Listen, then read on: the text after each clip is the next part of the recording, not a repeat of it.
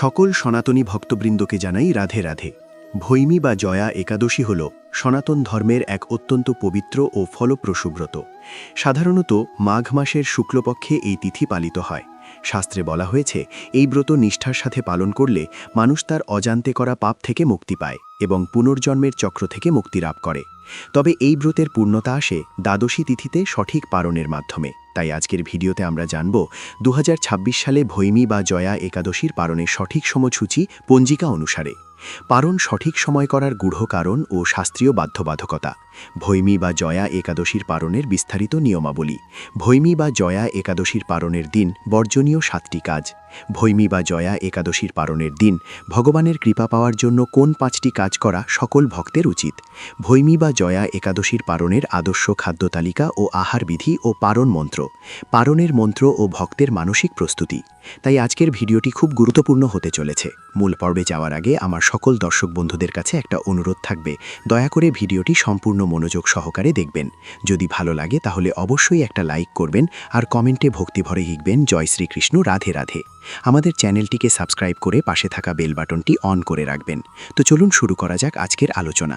ভৈমী বা জয়া একাদশীর পালন কেন সঠিক সময় করা উচিত। শাস্ত্রীয় বিধান অনুযায়ী একাদশীর পর দ্বাদশী তিথিতে পালন করা বাধ্যতামূলক। এর পেছনে বেশ কিছু শক্তি একজন ভক্তের জানা অত্যন্ত প্রয়োজন। 1. হরিবাসরের গুরুত্ব। দ্বাদশী তিথির প্রথম 1/4 সময়কে হরিবাসর বলা হয়। শাস্ত্রমতে এই সময় ভগবান শ্রীহরি বিশ্রাম নেন বা বিশেষ ধ্যানে থাকেন। তাই এই পবিত্র সময় পালন করা সম্পূর্ণ নিষিদ্ধ। হরিবাসর চলাকালীন অন্ন গ্রহণ করলে ব্রতের ফল পাওয়া যায় না, বরং তা অপরাধ হিসেবে গণ্য হয়। এই সময়টি অতিবাহিত হবার পরেই পালন করার নিয়ম। 2. দ্বাদশী তিথির সীমাবদ্ধতা। একাদশী শেষ হবার পর দ্বাদশী তিথি যতক্ষণ বর্তমান থাকে তার মধ্যেই পালন সম্পন্ন করতে হয়। যদি দ্বাদশী তিথি খুব অল্প সময় থাকে তবে সূর্যোদয়ের পর দ্রুত পালন করতে হবে। দ্বাদশী পেরিয়ে ত্রয়োদশী এসে পড়লে সেই পালনকে অকাল পালন বলা হয়, যা শাস্ত্রবিরুদ্ধ। 3. আধ্যাত্মিক তেজ রক্ষা। উপবাসের ফলে শরীরে যে সাত্ত্বিক শক্তির উদয় হয় তা সঠিক সময়ে খাদ্য গ্রহণের মাধ্যমে দেহে স্থিতিশীল হয়। দেরি করে পালন করলে বা অসময়ে খেলে শরীরে পিত্তের প্রকোপ বাড়তে পারে, যা মনের একাগ্রতা নষ্ট করে। ভৈমী বা জয়া একাদশীর পালন করার সঠিক নিয়ম। একটি বিস্তারিত নির্দেশিকা। পালন করার প্রক্রিয়াটি অত্যন্ত ভক্তিপূর্ণ হওয়া উচিত। নিচের সঠিক ধাপগুলো বিস্তারিতভাবে দেওয়া হলো। ক. প্রাতঃকালীন প্রস্তুতি। দ্বাদশী তিথিতে সূর্যোদয়ের পূর্বে বা ব্রাহ্ম মুহূর্তে শয্যা ত্যাগ করা উচিত। ঘুম থেকে উঠে প্রথমেই ইষ্টদেবতাকে স্মরণ করতে হবে। এরপর স্নান সেরে পরিষ্কার ও পবিত্র বস্ত্র পরিধান করা আবশ্যক। স্নানের জলে সামান্য গঙ্গাজল মিশিয়ে নিলে তা আরও উত্তম। খ. পূজা ও নিবেদন। স্নানের পর শ্রীবিষ্ণুর মূর্তির সামনে দীপ জেলে আরতি করতে হবে। জয়া একাদশীর ক্ষেত্রে শ্রীকৃষ্ণ বামন অবতারের আরাধনা করা হয়। শ্রীবিষ্ণু সহস্রনাম বা অষ্টাষ্টক পাঠ করা অত্যন্ত শুভ। এরপর তুলসী তলায় জল অর্পণ করতে হবে এবং মনে রাখতে হবে যে তুলসী দেবীর আশীর্বাদ ছাড়া পালন অসম্পূর্ণ। গ. সংকল্প ও ক্ষমা প্রার্থনা। পূজা শেষে করজোড়ে ভগবানের কাছে প্রার্থনা করতে হবে যে গত একাদশী ব্রত পালনে যদি কোনো ত্রুটি হয়ে থাকে তবে তিনি যেন তা ক্ষমা করেন। বিনম্র চিত্তে বলতে হবে, হে প্রভু, আপনার প্রসাদ গ্রহণ করে আমি আজ আমার এই ব্রত সম্পন্ন করছি। একাদশী পালন মন্ত্র। একাদশীয়াম নিরাহার ব্রতেনা নেইব কেশব প্রসিদ সুমুখ নাথ জ্ঞান দৃষ্টি প্রদাভব। অনুবাদ: হে কেশব, আমি আপনার কৃপা দৃষ্টিতে নিরাহারভাবে একাদশী ব্রত পালন করেছি। কৃপাপূর্বক আমার ওপর আপনার করুণাময় জ্ঞান দৃষ্টি প্রদান করুন। জ্ঞান ও সেবা। নিজের আহারের আগে কোনো সৎ ব্রাহ্মণ বা কোনো বৈষ্ণব ভক্তকে অন্ন দান করা বা সাধ্যমতো দক্ষিণা দান করা অত্যন্ত গুরুত্বপূর্ণ। যদি কাউকে সশরীরে খাওয়ানো সম্ভব না হয় তবে অন্তত গরুকে ঘাস বা ফল খাওয়ানো উচিত। দান করার এই প্রবৃত্তি মানুষের অহংকার দূর করে।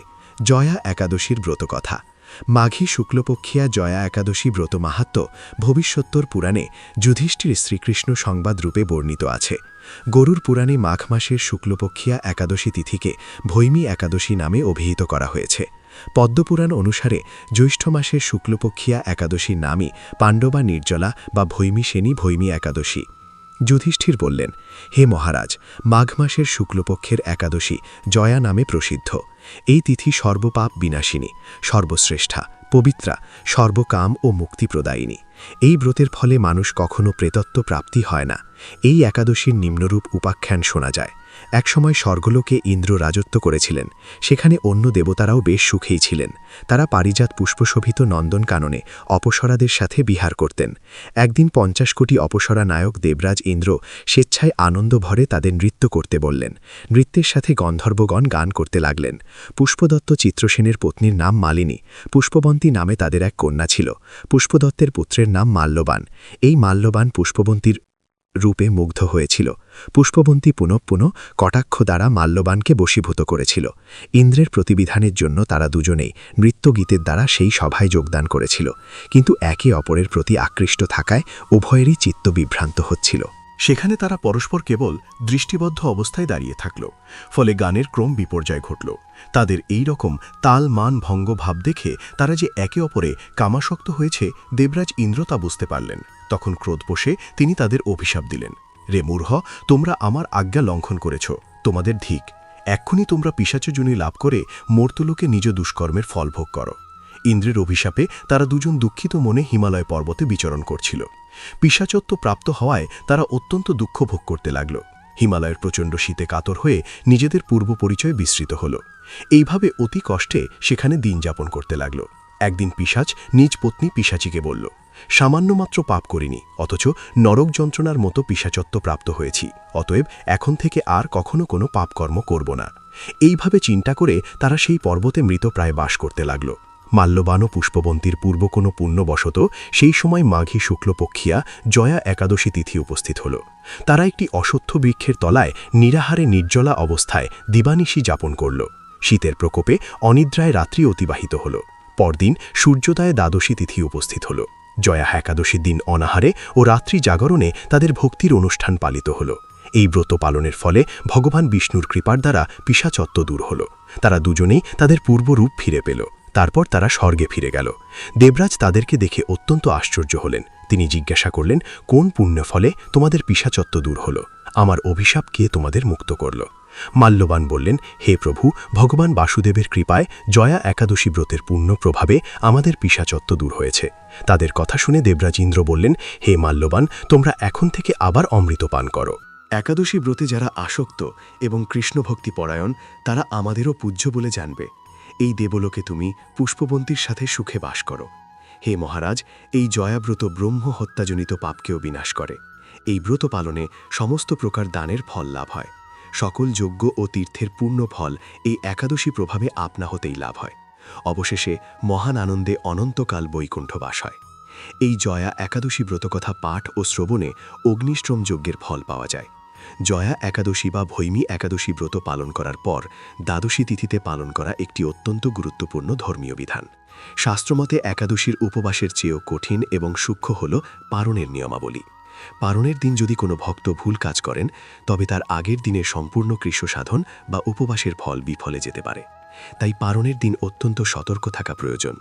নিচে জয়া একাদশীর পারণের দিন ভুলেও করবেন বা এমন 7টি কাজ সম্পর্কে বিস্তারিত ও দীর্ঘ আলোচনা করা হলো।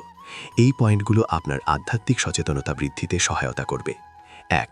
হরিবসরের সময় পারণ করা বা অন্ন গ্রহণ করা। পারণের দিন সবচেয়ে বড় ভুল হল হরিবাসর বা হরিবাসর কাল চলাকালীন আহার করা। দ্বাদশী তিথির প্রথম 1/4 সময়কে হরিবাসর বলা হয়। শাস্ত্রে কঠোরভাবে নির্দেশ দেওয়া হয়েছে যে এই সময়টুকু অতিবাহিত না হওয়া পর্যন্ত পারণ করা যাবে না।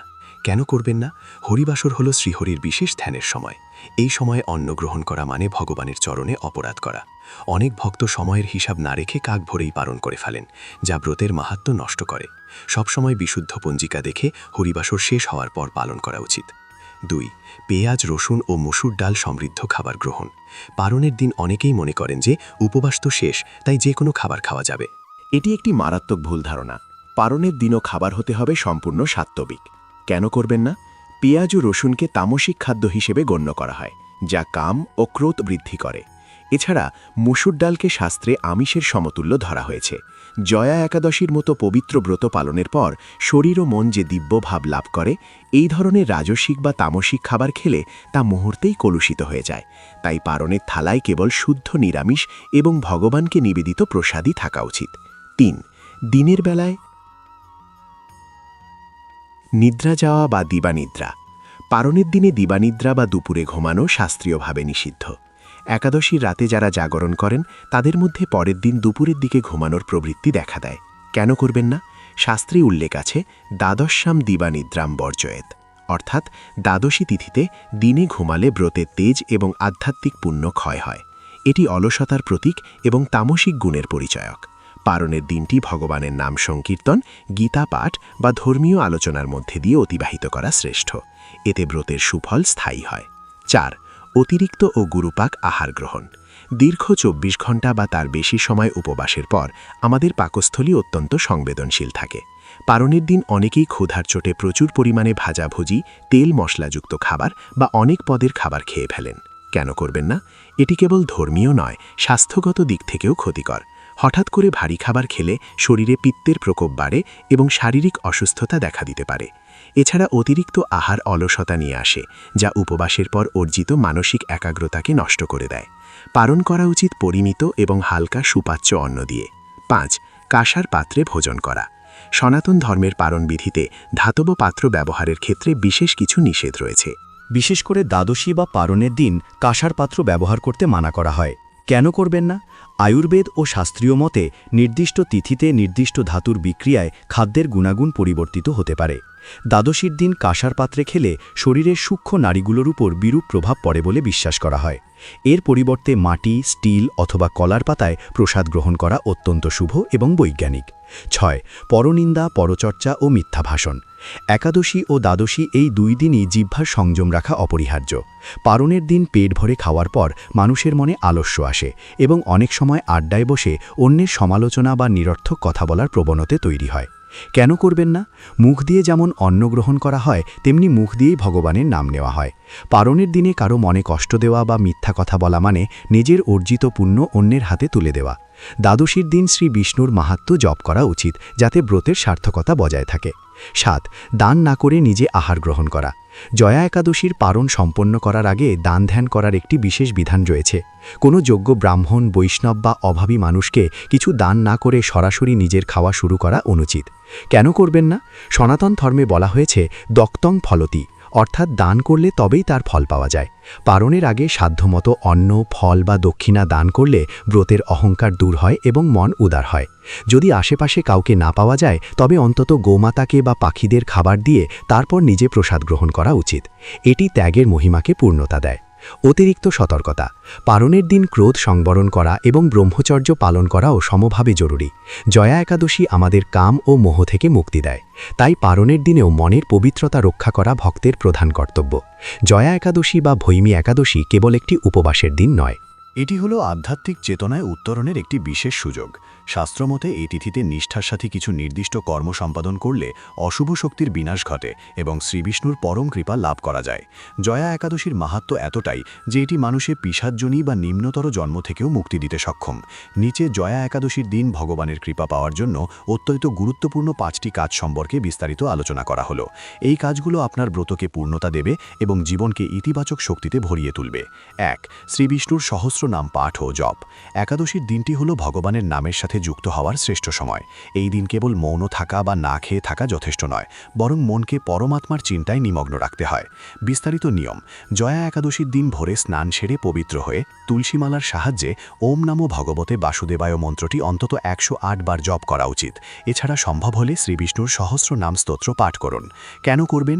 শব্দের স্পন্দন মনের গভীর স্তরে প্রভাব ফেলে। একাদশীর দিন ভগবানের নাম জপ করলে অন্তরের কলুষতা দূর হয় এবং চিত্ত শুদ্ধ হয়। ভগবান শ্রীকৃষ্ণ গীতায় বলেছেন তিনি যজ্ঞের মধ্যে জপযোগ্য, তাই জপের মাধ্যমে কৃপা লাভ করা সবচেয়ে সহজ পথ। 2. তুলসী দেবীর বিশেষ সেবা ও পূজা। হিন্দু ধর্মে তুলসী ছাড়া শ্রীবিষ্ণুর পূজা অসম্পূর্ণ। জয়া একাদশীর দিন তুলসী দেবীর সেবা করা শ্রীহরির সান্নিধ্য পাওয়ার একটি সরাসরি মাধ্যম। বিস্তারিত নিয়ম। এদিন সকালে ও সন্ধ্যায় তুলসীতলায় ঘৃত প্রদীপ প্রজ্বলন করুন। তুলসী দেবীকে প্রদক্ষিণ করুন এবং প্রার্থনা জানান। তবে মনে রাখবেন, একাদশীর দিন তুলসী পাতা তোলা শাস্ত্রবিরুদ্ধ, তাই পূজার জন্য আগের দিন তুলে রাখা পাতা ব্যবহার করুন। কেন করবেন? তুলসী বিষ্ণুপ্রিয়া। জয়া একাদশীতে তুলসী দেবীর যত্ন নিলে ঘরে সুখ শান্তি বজায় থাকে এবং নেতিবাচক শক্তি প্রবেশ করতে পারে না। তুলসী মূলে জল অর্পণ করলে জন্মজন্মান্তরের পাপ ক্ষয় হয় বলে বিশ্বাস করা হয়। 3. ঘিয়ের প্রদীপ প্রজ্বলন ও অখণ্ড জ্যোতি। জয়া একাদশের পুণ্যতিথিতে গৃহীর মন্দিরে এবং তুলসীতলায় ঘিয়ের প্রদীপ জ্বালানো অত্যন্ত শুভ বলে মনে করা হয়। বিস্তারিত নিয়ম: সন্ধ্যায় ভগবান শ্রীবিষ্ণুর মূর্তির সামনে শুদ্ধ গাওয়া ঘি দিয়ে প্রদীপ জ্বালাবেন। সম্ভব হলে সারারাত সেই প্রদীপ জ্বালিয়ে রাখার চেষ্টা করুন, যাকে অখণ্ড জ্যোতি বলা হয়। কেন করবেন? প্রদীপ হল জ্ঞানের প্রদীপ। এটি মনের অন্ধকার ও অজ্ঞতা দূর করে। জয়া একাদশীর দিন প্রদীপ দান করলে বংশের কল্যাণ হয় এবং অকাল মৃত্যুর ভয় দূর হয়। পদ্মপুরাণ মতে একাদশীর দিন প্রদীপ জ্বালালে মৃত্যুর পর যমরাজের দণ্ড থেকে মুক্তি পাওয়া যায়। 4. শ্রীমদ্ ভাগবত বা ব্রত মাহাত্ম্য শ্রবণ। একাদশীর দিনটি জ্ঞান অর্জনের জন্য শ্রেষ্ঠ।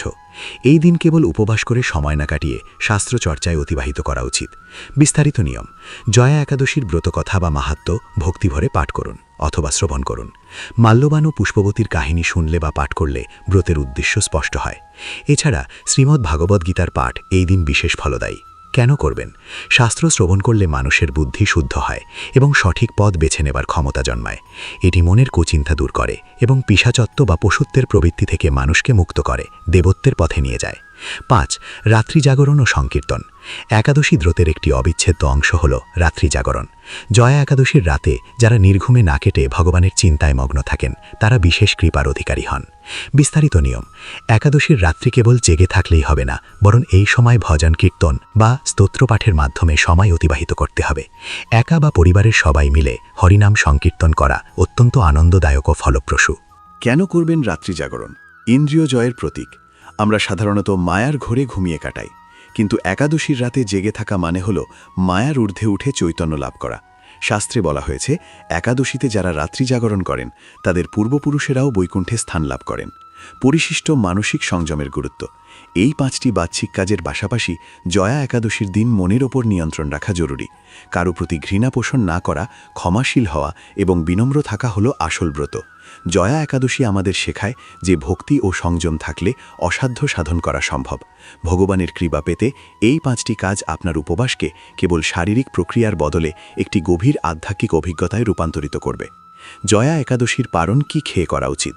খাদ্য তালিকা ও বিধি: পারণের খাদ্য হতে হবে সম্পূর্ণ সাত্ত্বিক এবং পুষ্টিকর।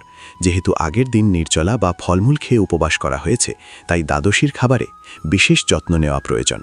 1. চরণামৃত ও তুলসী পাতা। পারণের শুরুতেই ভগবানের চরণামৃত এবং একটি তুলসী পাতা গ্রহণ করা উচিত। এটি দেহের প্রতিটি কোষকে পবিত্র করে এবং ব্রতভঙ্গের ধর্মীয় আনুষ্ঠানিকতা সম্পন্ন করে। 2. আতপ চালের অন্ন। পারণের জন্য আতপ চালের ভাত বা সাদা অন্ন সবচেয়ে উপযুক্ত। একে সহজে হজম হয় এবং একে সাত্ত্বিক আহার মনে করা হয়। এর সাথে মুগ ডাল ব্যবহার করা যেতে পারে। 3. ঘি ও সৈন্ধব লবণ। পারণের রান্নায় সাধারণ লবণের পরিবর্তে সৈন্ধব লবণ এবং তেলের পরিবর্তে শুদ্ধ গাওয়া ঘি ব্যবহার করা অত্যন্ত ফলদায়ক। ঘি বুদ্ধিবর্ধক এবং শরীরের অভ্যন্তরীণ রুক্ষতা দূর করে। 4. শাক ও সবজি। শাকের মধ্যে পুঁই শাক বা কলমি শাক এড়িয়ে চলে পালং শাক বা মেথি শাক নেওয়া যেতে পারে। সবজির মধ্যে আলু, পেঁপে, মিষ্টি কুমড়ো বা কাঁচকানা দিয়ে তৈরি তরকারি উত্তম। তবে মনে রাখতে হবে, পারণের খাবারে যেন অতিরিক্ত লঙ্কা বা ঝাল না থাকে। 5. মিষ্টান্ন ও ফল। খাবারের শেষে সামান্য মিষ্টান্ন বা দধি গ্রহণ করা যেতে পারে। এটি হজমে সহায়তা করে এবং তৃপ্তি প্রদান করে। ভূমি বা জয়া একাদশীর পারণ 30 জানুয়ারি 2026, মাঘ 1432 বাংলা, সূর্যোদয় থেকে 10:12 পূর্বাহ্নের মধ্যে। পারণের মাধ্যমে ব্রত সমাপ্ত করার মানসিকতা। পারণ কেবল পেট ভরার মাধ্যম নয়, এটি হল প্রভুর কৃপাকে প্রসাদ হিসেবে গ্রহণ করা। খাওয়ার সময় মনে এই ভাব রাখা উচিত যে এই অন্ন ভগবান স্বয়ং আমাকে দান করেছেন। জয়া একাদশী বা ভূমি একাদশীর এই পূর্ণ তিথিটি আমার ও সুশৃঙ্খল করতে শেখায়। সঠিক বিধি পালনের মাধ্যমে আমরা যেমন শারীরিক সুস্থতা পাই, তেমনি মানসিক শান্তি ও পারমার্থিক উন্নতিও লাভ করি। উপরোক্ত আলোচনা থেকে স্পষ্ট যে ভূমি বা জয়া একাদশীর পারণ অত্যন্ত সূক্ষ্ম নিয়মের উপর প্রতিষ্ঠিত। সময়ের সঠিক জ্ঞান, খাদ্যের শুদ্ধতা এবং মনের ভক্তি, এই তিনের সমন্বয়ে একটি ব্রত পূর্ণতা পায়। প্রিয় বন্ধুরা, ভিডিওটি দেখে যদি ভালো লেগে থাকে এবং উপকৃত হয়ে থাকেন তাহলে অবশ্যই একটি লাইক করবেন। এতে আমরা নতুন ভিডিও বানানোর জন্য অনুপ্রেরণা পাই। আর কমেন্টে শ্রদ্ধা ও ভক্তি ভরে একবার অবশ্যই লিখেন জয় শ্রীকৃষ্ণ, রাধে রাধে। এরকম তথ্যমূলক ভিডিও নিয়মিত পেতে আমাদের চ্যানেলটিকে সাবস্ক্রাইব করে পাশে থাকা বেল বাটনটি অন করে রাখবেন, যাতে এই রকম তথ্যমূলক গুরুত্বপূর্ণ ভিডিও আপনারা নিয়মিত দেখতে পারেন। সকলে ভালো থাকবেন, সুস্থ থাকবেন। আপনার উপর ঈশ্বরের কৃপা সদা বর্ষিত হোক। জয় শ্রীকৃষ্ণ, রাধে রাধে।